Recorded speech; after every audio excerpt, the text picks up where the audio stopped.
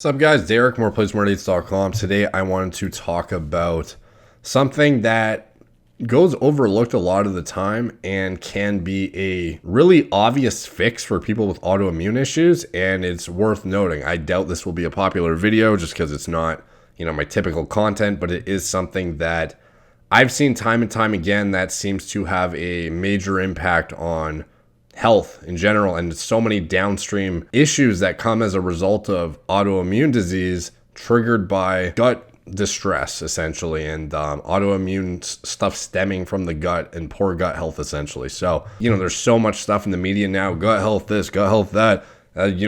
Everything in your body is essentially reliant on your gut health. You need to have this probiotic. You need to do this. You need to have your prebiotic this. You have to do that. And it's like, at the end of the day, there's a lot of complicated information, but one thing that often does not get touched on is stomach acid levels. And, one of the main autoimmune issues that people deal with is Hashimoto's thyroiditis, which is often actually tied in with low stomach acid. And when you actually look into the stomach acid issue, it's not just something that, you would think, it's something that's going to lead to GERD or something like that. And when you have low stomach acid, it actually is the cause of GERD, not because you have a sufficient amount.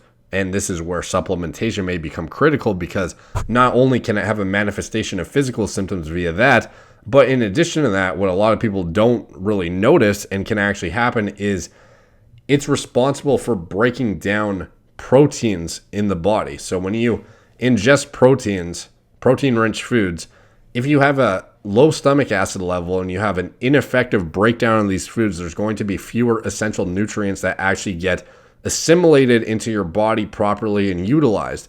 And in addition to that, something that goes overlooked the most is the fact that pathogens ingested cannot be properly broken down if you have low stomach acid, and they may survive when they would have otherwise been killed off. So as a result, you not only have a subpar nutrient absorption, but you have these pathogens that then manifest themselves in autoimmune issues by causing small intestinal bacterial overgrowth and stuff like that. So low stomach acid is associated with a number of chronic health conditions, including but not limited to celiac disease, asthma, food allergies, chronic inflammation, eczema, Graves' disease, gallstones, rheumatoid arthritis, Hashimoto's thyroiditis, and harmful pathogens that don't get, killed off properly by proper stomach acid and proper digestion.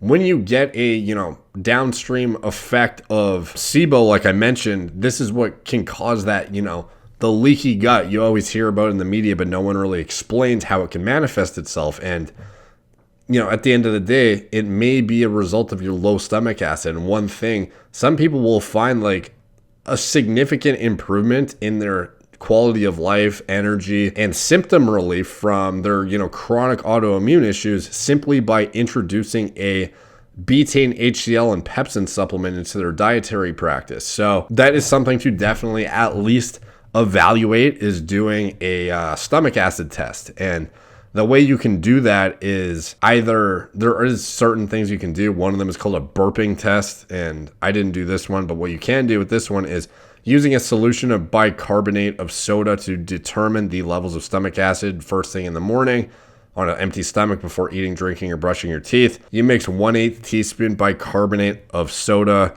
to 100 milliliters of slightly warm water and drink it. And it's obviously going to taste salty, but you just got to deal with it.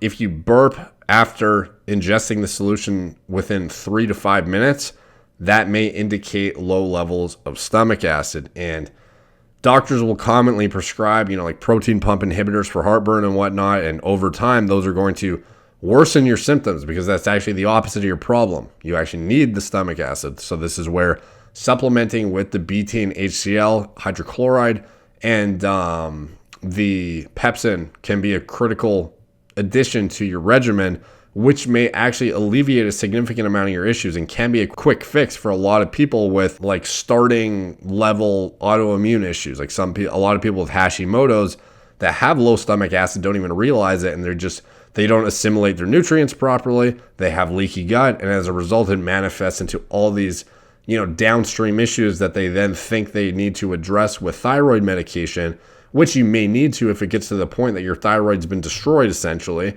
But if you catch it early enough, you may be able to actually get your body working correctly again, actually get rid of all those pathogens, assimilate the nutrients properly, support endogenous physiologic functions that actually support healthy thyroid function, and in turn, eliminate the autoimmune attack on your own thyroid gland. So that's just an example of, one of many potential scenarios, but it is definitely something to look into. And yeah, as far as the betaine, HCl, and pepsin test, there's like a way you can basically titrate your dose up with a protein-rich meal to see where you start to feel, like a burning sensation. At that point, your dose is 1 capsule less than that dose, and it's probably worth delving into further to see if you have low stomach acid, because people with normal stomach acid levels are going to feel that burning within like 1 capsule of use. So if you're like literally supplementing with hydrochloric acid and you're not feeling any burning, like it's maybe a good indicator that you are deficient, and